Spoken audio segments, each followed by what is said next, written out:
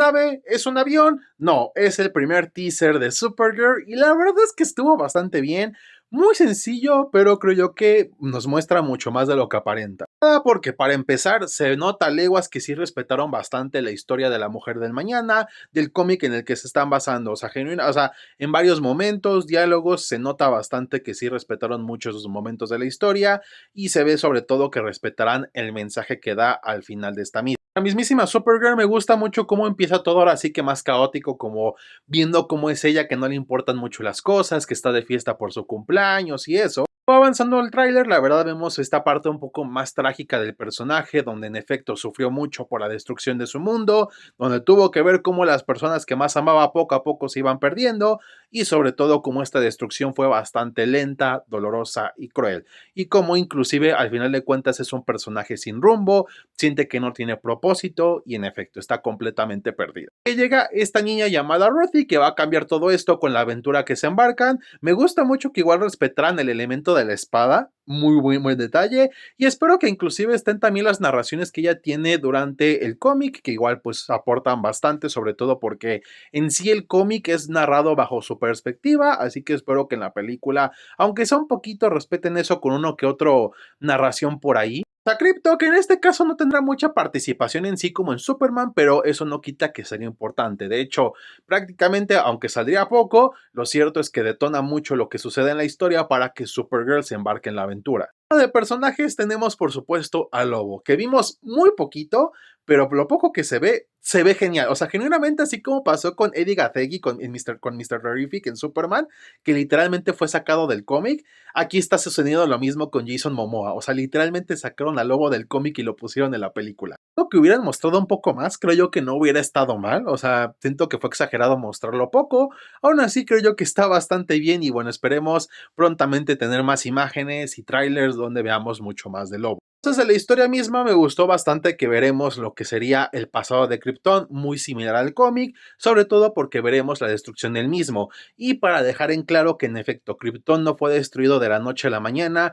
fue una destrucción bastante lenta, muy dolorosa y por supuesto a Supergirl le tocó ver todo esto de primera mano. Al final de cuentas, el cómic toma lo que son los temas del dolor y la pérdida, es un tema bastante importante y muy bien llevado en el cómic, y por lo que se ve van a respetar mucho eso en la cinta. Tengo que aclarar algo, y es que en efecto esta película se ve muy diferente a otras cosas que han sacado últimamente el DCU como Superman o Peacemaker, y lo digo de buena manera, tanto por el hecho más que nada de que uno de los problemas que por ejemplo tiene Marvel en sus películas es que mucha gente dice que la mayoría pues se ven prácticamente iguales, que no tienen como un sello distintivo de quién la hizo, salvo contadas excepciones, y aquí creo yo que tendría DC una ventaja, ya que en efecto, si bien medio puede tener ciertas cosas que recuerdan a James Gunn en el tráiler, lo cierto es que aún así se ve completamente diferente. De hecho, si viste películas como Cruella o I, Tonya, que son del mismo director de esta película, notas bastante su estilo. Me agrada bastante porque aunque sean del mismo universo, creo yo que le dará mucha más variedad y sobre todo sería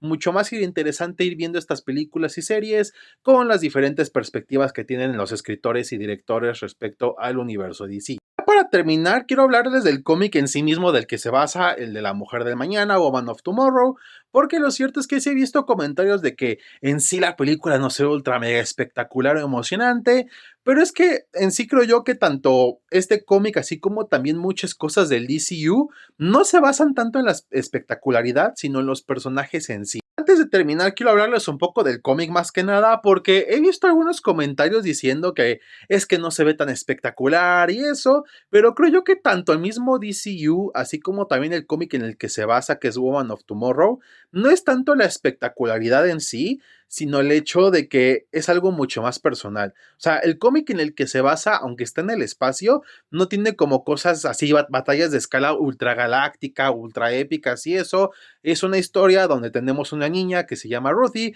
que pierde a su padre a manos de un tipo llamado Krem, por lo que busca venganza. Ahí le pide ayuda a Supergirl y por diferentes circunstancias, esta última termina accediendo en esta travesía de venganza, pero todo poco a poco se va convirtiendo mucho más personal, poco a poco poco ambas están teniendo un vínculo y sobre todo, pues al final de cuentas nos habla sobre lo que dije al principio de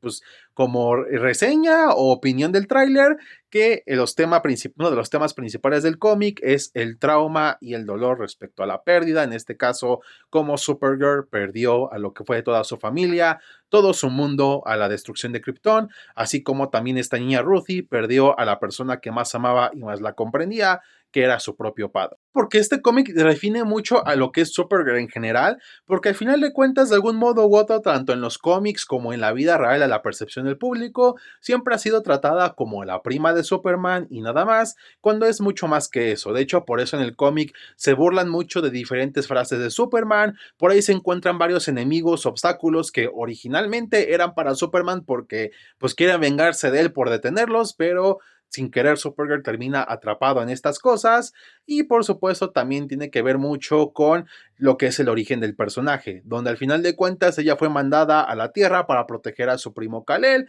ella se perdió y por la dilatación del tiempo pues siguió siendo joven y ya cuando llegó vio que su primo nunca la necesitó, se convirtió en un gran héroe, prácticamente pudo crecer sin ella, mientras que ella está sin propósito, sin familia, sin mundo, sin nada. Más que tomarlo como una película de superhéroes, esta cinta de Supergirl, tómenlo en serio como una historia muy personal, porque así es el cómic y por lo que se ve, como dije, van a respetar eso bastante y muy bien por ahí. Y sobre todo porque creo yo que hay que aprender que en los cómics de superhéroes no todos son batallas épicas o amenazas multiversales o cósmicas que amenazan el mundo. Muchas veces son simplemente historias donde conocemos a estos personajes, donde lidian con cosas que a lo mejor muchos de nosotros lidiamos o hemos lidiado en algún punto de nuestras vidas y eso es de hecho creo yo lo que más me ha enamorado de este medio, de los cómics y espero que al igual que yo muchos tomen esto en cuenta para ver este género o ese tipo de historias de superhéroes en una diferente perspectiva.